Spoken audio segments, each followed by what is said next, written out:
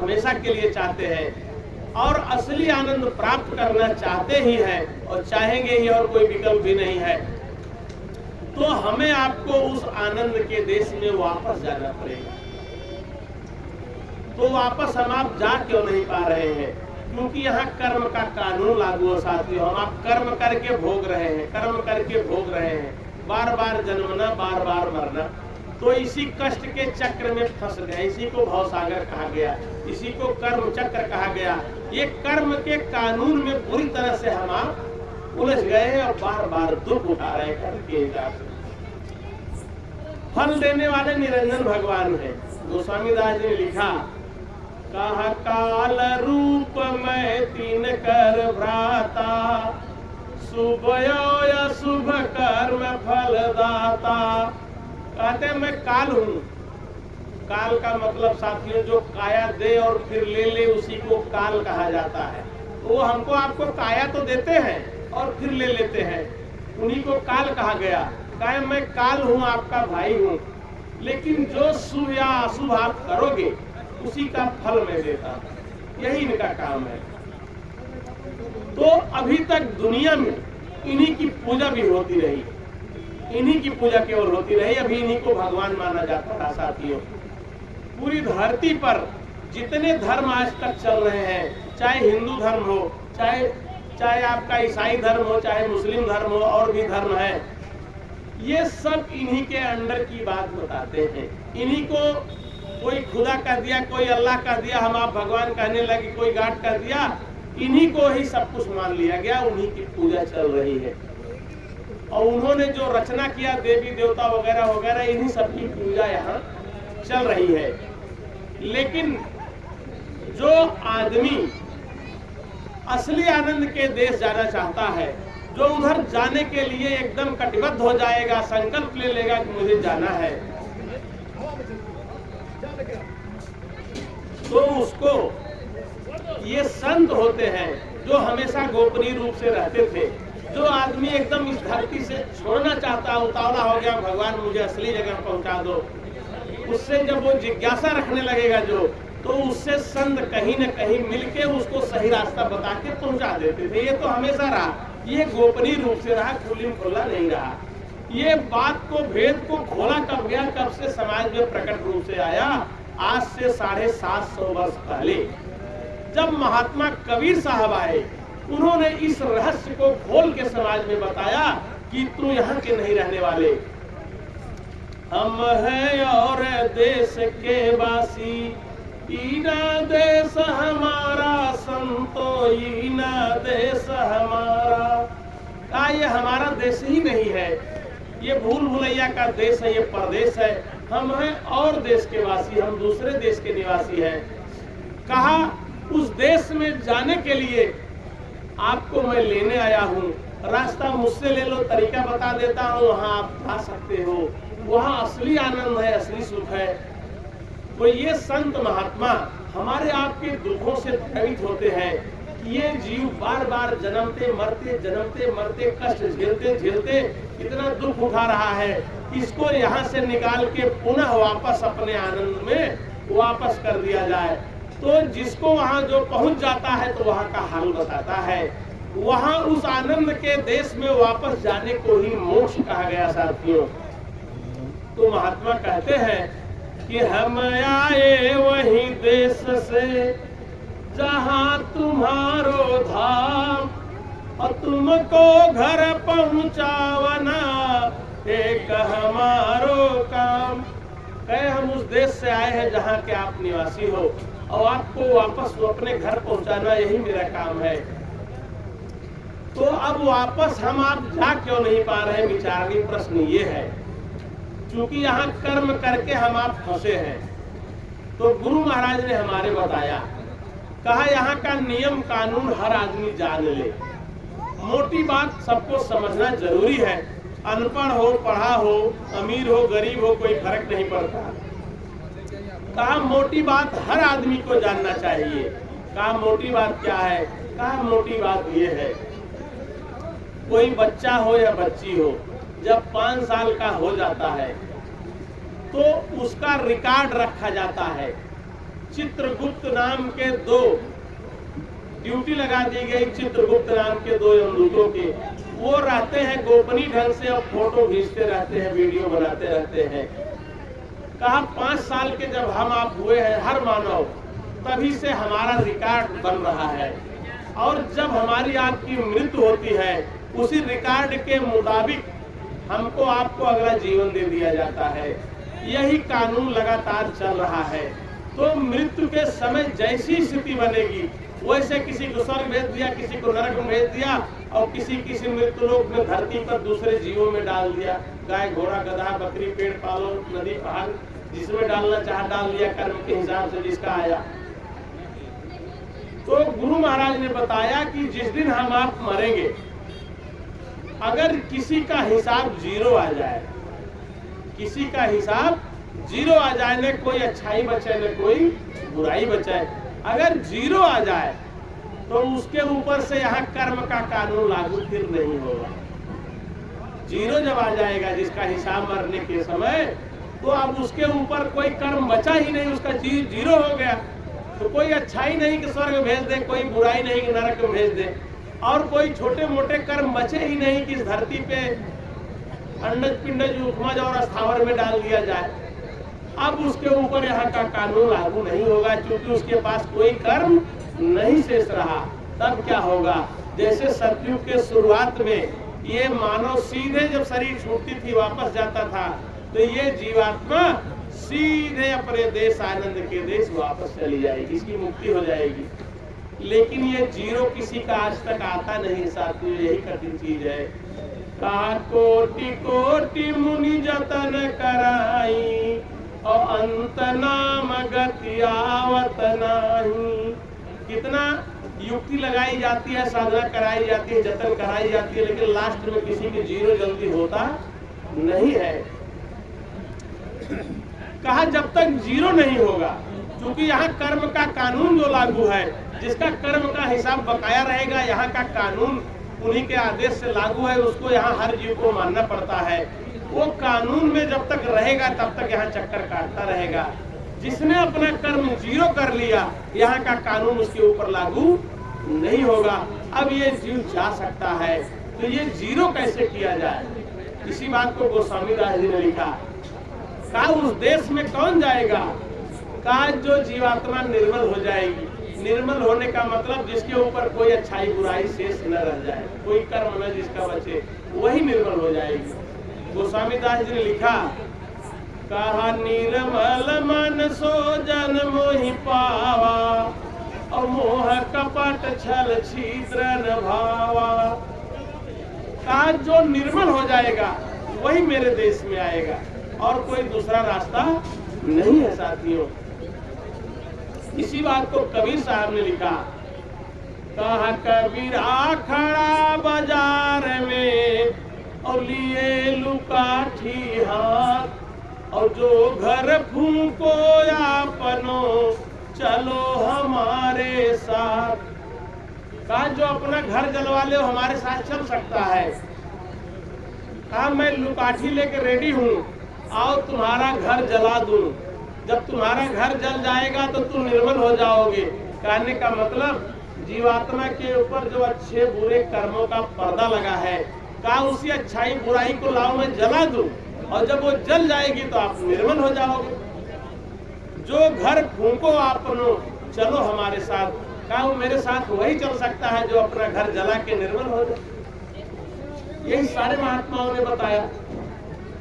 अब ये 0 कैसे किया जाए, निर्मल कैसे किया जाए, तो इसी कर्म को जलाने के लिए, 0 करने के लिए महात्मा भांति भांति की युक्ति अपनाते हैं। कुछ भाई लोग सो रहे हैं शाम के समय, अभी सोने का समय नहीं है। जहां आपके असली घर जाने पे की बात बताई जाएगी, ये निरंजन भगवान जो काल भगवान है, वो तमाम सारे लोगों की ड्यूटी हमारे आपके साथ लगा रखे हैं कि एक भी जीव इस दुनिया से अपने देश वापस न जाने पावे। वो ये तमाम प्रकार की योजना बना के रखते हैं। इसीलिए जब ये असली बात बताई जाएगी तराक से नींद आने लगेगी। बहुत सारे लोगों को आ जाती है। तो इसलिए सत्संग को हमेशा चेत के सुनना चाहिए। ये कोई मनोरंजन हंसी का खेल नहीं साथियों, ये हमारी आपकी जिंदगी की मूल चीज है, हमारा ये मौलिक कलाम है। इसको समझ लीजिए, अपना काम करिए तरीके से, अज्ञानतापूर्ण जिंदगी हमारी खत्म हो जाएगी। सत्संग में आदमी आएगा, नहीं तो हम धोखे में पशु जिंदगी को बिताते रहते हैं, रुपए पैसे धन दौलत के नाद में ऐठ के घूमते रहते हैं। तो हमारा कहने का मतलब, महात्माओं ने युक्ति बताया कि कैसे ये जीव वापस जाएगा, तरीका बताया, कहा जिसका जीरो होगा वो जाएगा, कहा जीरो कैसे किया जाए। तो हर युगों में अलग अलग ढंग से जीरो करने का प्रयास किया गया। जैसे सतयुग में सब योगी विज्ञानी थे, कर हर ध्यान करे भव प्राणी। जब त्रेता आ गया, त्रेता में कैसे साधना किया लोगों ने, तो स्वामीदास जी ने लिखा, कहा त्रेता विविध यज्ञ नर करही, और प्रभु ही समर्पि कर्म भवत रही। कहा त्रेता में यज्ञ का विधान किया गया, त्रेता विविध यज्ञ नर करही।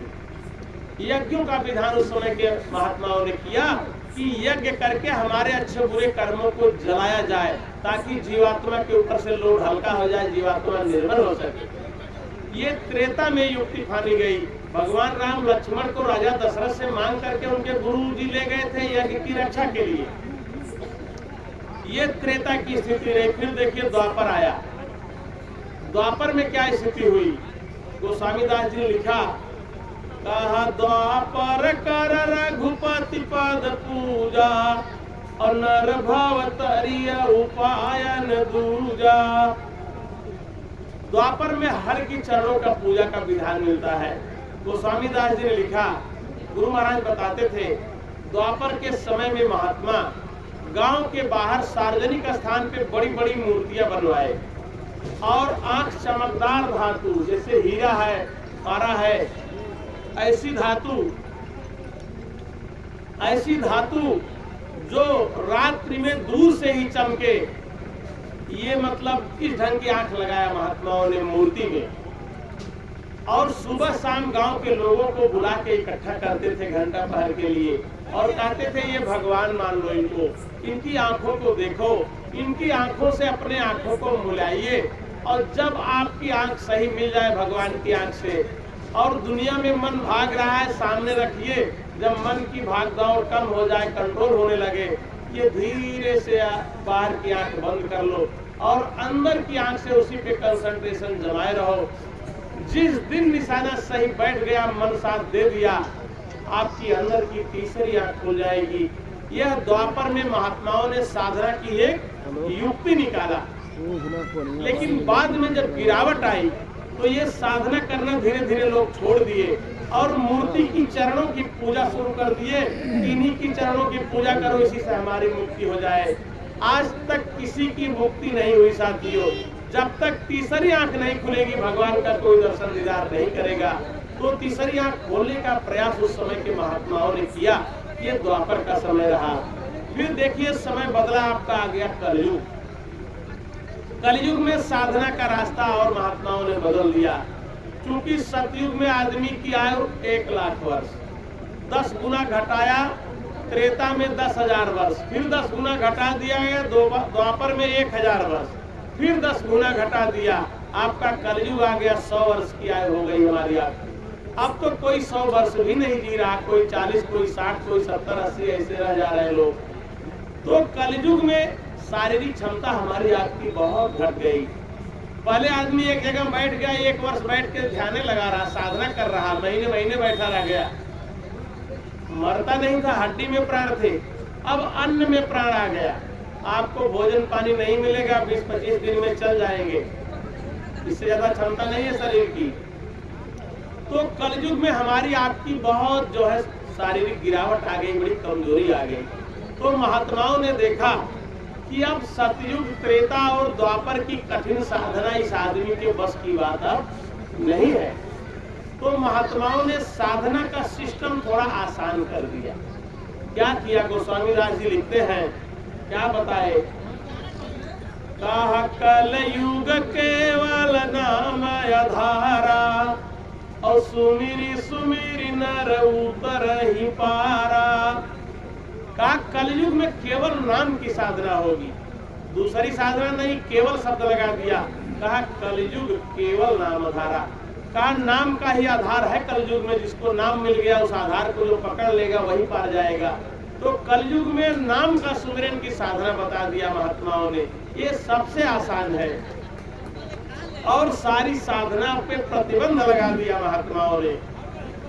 हम आप सभी लोग रामचरितमानस मानते हैं, लेकिन उसमें जो संदेश दिया गया उसको हम अवॉइड करते रहते हैं। जैसे गोस्वामी दास जी ने मना किया कि कौन कौन सी साधना कलयुग में नहीं की जाएगी। क्या बता रहे गोस्वामी दास जी? कहा यही कलिकालन साधन दूजा, योग यज्ञ जप तप व्रत पूजा। कहा यही कलिकालन साधन दूजा। कहा इस कलिकाल में दूसरी साधना नहीं की जाएगी। कहा कौन कौन सी नहीं की जाएगी? कहा योग यज्ञ जप तप व्रत पूजा। कहा ये चीजें मना कर दी गई, ये दूसरी साधनाएं मना ही है कलयुग में। कलयुग केवल नाम आधारा। तो अब कलयुग में नाम का साधना का चित्रण हर जगह मिलता है। अब ये नाम क्या है इसको जानना साथियों बहुत जरूरी है। ये कलयुग में नाम की जो साधना होगी हो रही है, ये क्या चीज है, इसमें बड़ा कंफ्यूजन है, इसको समझने की बड़ी जरूरत है। जैसे हम अभी शुरू में बता रहे थे, भगवान के दो नाम हैं। एक वर्णात्मक नाम सिया राम, वाहे गुरु राधा स्वामी, साहब जय गुरुदेव, ये सब भगवान के वर्णात्मक नाम है। लेकिन जो ध्वनात्मक नाम है, जो भगवान का दूसरा असली नाम है, जो हमेशा स्थिर है, जब से ये ब्रह्मांड बना तब से भगवान के, जैसे ये ब्रह्मांड जब बना उसी के निर्माण के समय ही उस आनंद का देश जो अपना मूल देश है, वहां से एक बड़ी सुंदर आवाज तभी से कंटिन्यू आ रही है, कंटिन्यू पूरे ब्रह्मांड में वो गूंज रही है। उसी आवाज को सुनने का नाम भजन कहा गया। उसी जो ब्रह्मांड में जो आवाज, उस आनंद के देश की आवाज गूंज रही है, उसी को नाम कहा गया, उसी को शब्द कहा गया। कहा जब तक शब्द भेदी गुरु नहीं मिलेगा कोई मर्म नहीं पाएगा। शब्द माने आवाज। कहा ढाई आखर प्रेम का पढ़े सो पंडित होए। ढाई आखर क्या है? स आधा व द, यही शब्द, इसी को ढाई आखर कहा गया। शब्द माने आवाज। कहा जो परमात्मा के घर से असली आवाज आ रही है, उसी का जो भेद जान गया, जो शब्द भेदी गुरु उसका मर्म बता दिया, जब उसी को पकड़ेगा तो वही पार चला जाएगा। अब ये शब्द कैसा होता है, क्या होता है, नाम क्या है, इस नाम में बड़ा कंफ्यूजन हो गया साथियों। कहा नाम में कंफ्यूजन क्या हो गया, थोड़ा इस पे विचार कर लीजिए। जैसे हमारे देश के विद्वानों ने वो कलयुग केवल नाम आधारा, सुमिर सुमिर नर उतरे ही पारा, ये नाम क्या है, इसका मर्म तो केवल संत जानते हैं, आम आदमी के बुद्धि के विषय है ही नहीं। तो हमारे देश के पढ़े लिखे विद्वान, पीएचडी रिसर्च किए हुए, जिनको उस आनंद के देश के बारे में कोई जानकारी नहीं, उन्होंने अपने बुद्धि के अर्थ लगाया, बुद्धि के दम पे कहा वो नाम राम, वो नाम राम बता दिया। गोस्वामी दास जी ने जैसे लिखा कि उल्टा नाम जपत जस जाना, वाल्मीकि भय ब्रह्म समान। लोगों ने इसका अर्थ ये बता दिया कि वाल्मीकि जी को राम कहने नहीं आता था, बल्कि मरा मरा कहते वो पार हो गए।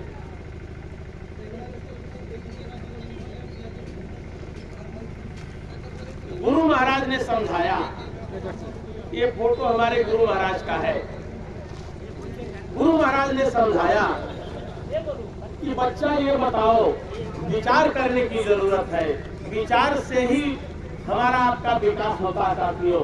विचार ये करना है। गुरु महाराज ने कहा ये बताइए, जो आदमी मुंह से र भी बोल सकता है और म भी बोल सकता है, जो म रा कह सकता है वो